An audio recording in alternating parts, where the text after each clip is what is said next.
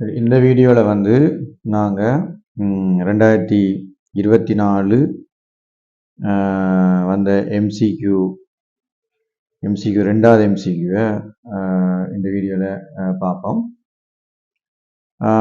இப்போ நீங்கள் இந்த திரையில் நீங்கள் இதை பார்க்கலாம், அதாவது கேள்வி என்னென்று பார்க்கலாம். அபுபாவு கோட்பாடு, ஹிண்டின் விதி ஆகிய இரண்டும் மீறப்படும் ஓபிட்டல் வரிப்படம். அபுபா கோட்பாடு அல்லது ஹிண்டின் விதி என்று சொல்றது, ஹிண்ட்னு சொல்றது இங்கிலீஷில் வந்து HUND என்ன எழுதுவாங்க, ஹுண்டன் தான் எழுதுவாங்க. ஹிண்டன் என்று இதில் வருது, ஹிண்ட் லோன்னு சொல்றது. ரைட், இப்போ இந்த ஹிண்ட் லோ என்றா என்னன்னு முதல்ல பார்ப்போம். இந்த கேள்வியை பார்க்கறதுக்கு முதல் இந்த ஹிண்ட் லோ என்றான்னு பார்ப்போம். ஹிண்ட் லோ என்ன சொல்லுதுன்னு சொன்னா, இதைத்தான் அதை சொல்லுது. எப்படின்னு சொன்னா, எவ்ரி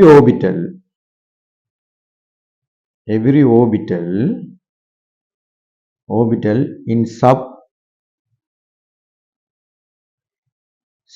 level is, இதான் முக்கியம், is singly occupied. சரியா? singly occupied before any orbital is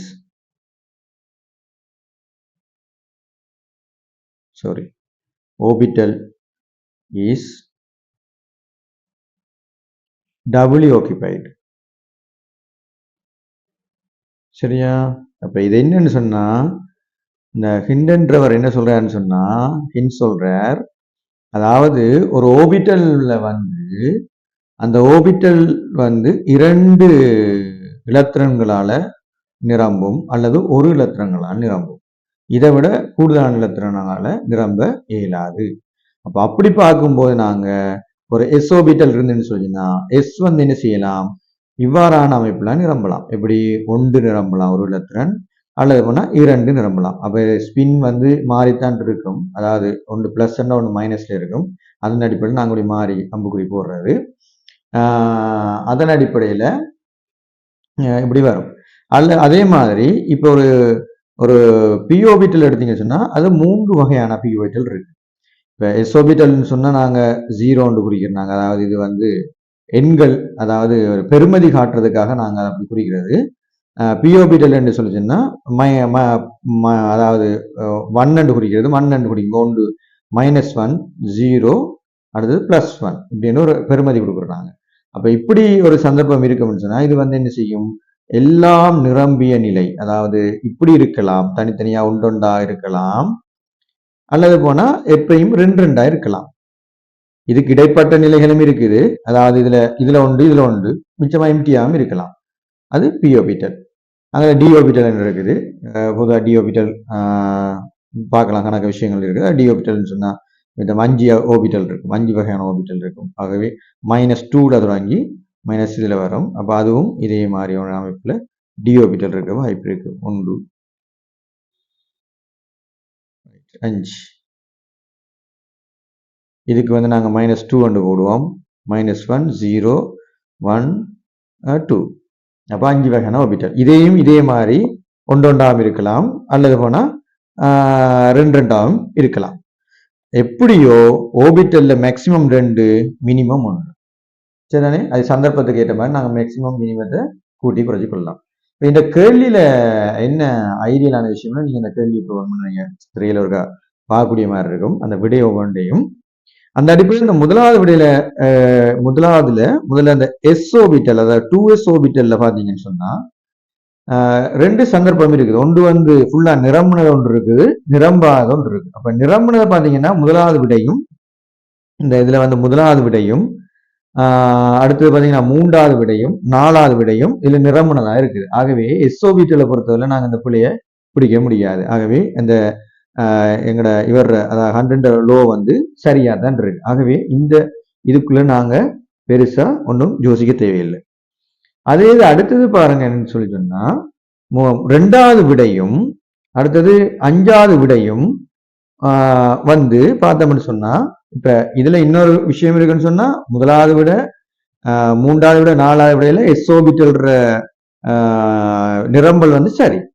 அதே இது ரெண்டாவது விட அஞ்சாவது விடையிலையும் பார்த்தீங்கன்னு சொன்னா எஸ் ஆர்பிட்டல் நிரம்பல் சரி, ஒரு பிரச்சனையும் இல்லை. சரி, ஆகவே இந்த 2s ஆர்பிட்டலை பொறுத்தவரை இதுல எந்த பிழையும் நாங்க பிடிக்கிறதுக்கு வாய்ப்பு இல்லை. ஏன்னா ஒன்று நிரம்பி இருக்கலாம், 2 நிரம்பி இருக்கலாம், அதுல பிரச்சனை இல்லை. ஆனால் இங்கல பாத்தீங்கன்னு சொல்லிட்டேன்னா இந்த 2p ஆர்பிட்டலை பொறுத்தவரையில 2p ஆர்பிட்டலை பார்த்தோம்னு சொன்னா இந்த முதலாவது விடையில பாத்தீங்கன்னு சொல்லிச்சுன்னா 2 ஆர்பிட்டல் சேர்ந்து இருக்குது, அதோட ஒரு ஆர்பிட்டல் வந்து வேக்கண்டாக இருக்குது. அது நிரம்பி இருக்குது. ஆகவே இந்த 2p ஆர்பிட்டலை பொறுத்தவரையில ஒன்று நிரம்ப வேணும் கட்டாயம். ஒன்று அங்கால 2 ஆர்பிட்டல் இருக்கு, அதோட ஒன்றுண்டா அடுத்த நிரம்பின அப்புறம் இது நிரம்பலாம். ஆகவே இதுல ஒரு பிழைக்குரிய வாய்ப்பு இருக்குது, ஓரளவு 50% இருக்குது, பார்த்துக்கணும். ரெண்டாவது விடையை பார்த்தீங்கன்னு சொல்லி சொன்னா இதுல பார்த்தோம்னா அதுக்கும் அதே மாதிரி தான் நிரம்பல் அடைஞ்சிருக்குது. ஆனா என்ன செஞ்சிருக்குது, ஒரு ஆர்பிட்டல் வந்து இடைவெளி இருக்கு. ஆகவே இன்னொரு நிரம்பல் அடையிறதுக்கு வாய்ப்பு இருக்கு. ஆகவே ரெண்டாவதுலயும் அந்த பி ஆர்பிட்டல் நிரம்பல் வந்து ஒரு பிழையாத்தான் இருக்கு. மூன்றாவது பாத்தீங்கன்னு சொன்னா மூன்றாவதுல வந்து ஒன்றொன்று நிரம்பி இருக்கு. ஆகவே மூன்றாவது விட வந்து எங்களுக்கு சரியாக இருக்குது. நாலாவது விடையை பார்த்தோம்னு சொல்லிச்சுன்னா நாலாவது விடையும் வந்து எங்களுக்கு 2 ஆர்பிட்டல் மூன்றும் சரியா நிரம்பி இருக்கு, ஒன்றும் எக்ஸ்ட்ரா வருது. ஆகவே முதலாவது ஆர்பிட்டல் நாலாவது விடையும் இதுக்குள்ள சரியாக வருது. அடுத்து அஞ்சாவது விடையை பார்த்தோம்னு சொல்லிச்சுன்னா அஞ்சாவது விடையில அதாவது 2 ஆர்பிட்டல் தனியாக மூன்றாவது, ஆகவே அஞ்சாவது விடையும் வந்து இதுக்குள்ள சரியாக வருது. இப்ப எங்களுக்கு விடையாக அணுகக்கூடிய மாதிரி இருக்கிறது முதலாவதும் ரெண்டாவது. அப்ப முதலாவதும் ரெண்டாவதையும் பார்த்தோம்னு சொன்னா முதலாவதை பொறுத்தவரையில ஒரு 2 ஆர்பிட்டல் எஸ்ல நிரம்பி இருக்கு, 2p ஆர்பிட்டலை பொறுத்தவரையில ரெண்டும் நிரம்பி வந்திருக்குது, ஒரு ஆர்பிட்டல் எக்ஸ்ட்ரா இருக்குது. ஆனா ரெண்டாவது பாத்தீங்கன்னு சொல்லி சொன்னா ரெண்டாவதுல வந்து ஒரு ஆர்பிட்டல் எஸ்ல இருக்குது, சரிதானே, ஒரு ஆர்பிட்டல் வந்து எஸ்ல இருக்குது. அடுத்தது வந்து பியை பொறுத்தவரையில 2 ஆர்பிட்டல் நிரம்பி இருக்குது. அப்ப அதாவது இந்த 2 விதியில மிகவும் பிழையாக தெரிகிற விதின்னு சொன்னா இதுல இப்ப பிழையாக சுட்டிக்காட்டவுன்னா 2 ஆர்பிட்டல் சேர்ந்துட்டுது. அப்ப முதலாவது பாத்தீங்கன்னா 2 ஆர்பிட்டலும் சேர்ந்துட்டுது, அது ஃபுல் நிரம்பி இருக்குது. 2pயை பொறுத்தவரையில 2 ஆர்பிட்டலும் நிரம்பி மூன்றாவது ஆர்பிட்டலுக்கு போக வேணும். அப்ப மூன்றாவது ஆர்பிட்டலுக்கு போக இல்லை. அப்ப அதுல அப்ப 2sல பிழை இல்லை, ஓகே, அது சரியா தான் இருக்கு. 2pல வந்து ஒரு பிழை ஒன்று இருக்குது. இதே மாதிரி ரெண்டாவது ஆர்பிட்டல பாத்தீங்கன்னா ரெண்டாவது விடையில பாத்தீங்கன்னா 2sல ஒன்று நிரம்ப வேண்டி இருக்குது, அதோட சேர்ந்து 2pயை பொறுத்தவரையில இன்னொரு நிரம்பல் வந்து அங்கால எக்ஸ்ட்ரா ஒரு நிரம்பலும் போகுது. ஆகவே இப்ப நாங்க 2 நிலையிலையும் இந்த விதி வந்து மீறப்பட்டிருக்கு என்று சொல்றதுக்கு